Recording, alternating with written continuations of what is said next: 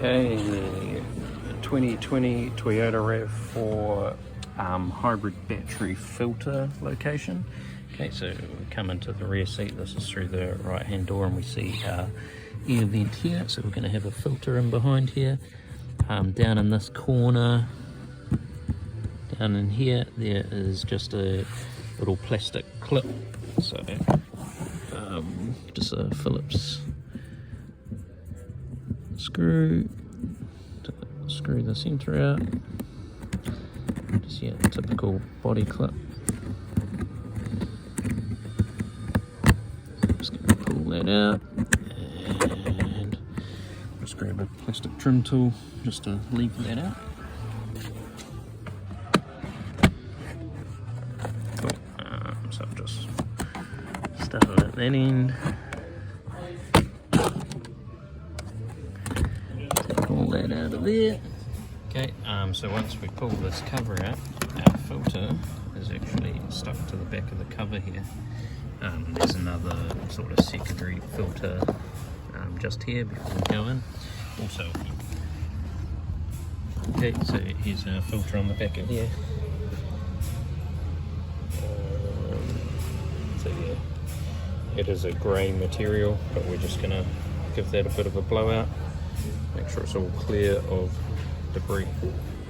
Okay, so we gave this a blowout with the air gun. There's quite a bit of like fluff and dust and stuff in here, so we're actually going to replace it today. Car's also 5 years old, and this has probably been in here that whole time, so it's a good time to chuck a new one in. So we just pull it out of the clips here, around the edge.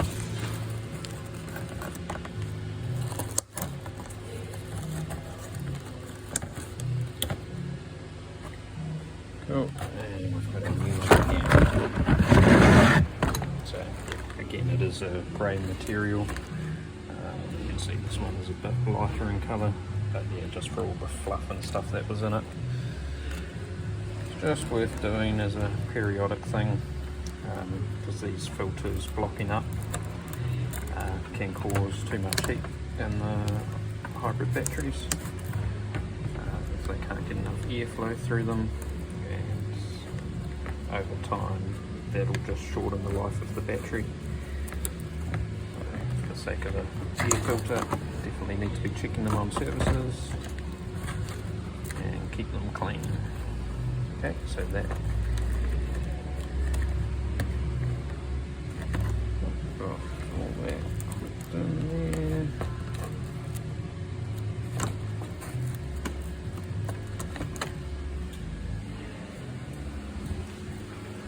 Right, and then this panel can go back on. We've got our clip back in, and that is hybrid battery air filter replacement or location on a 2020 Toyota RAV4.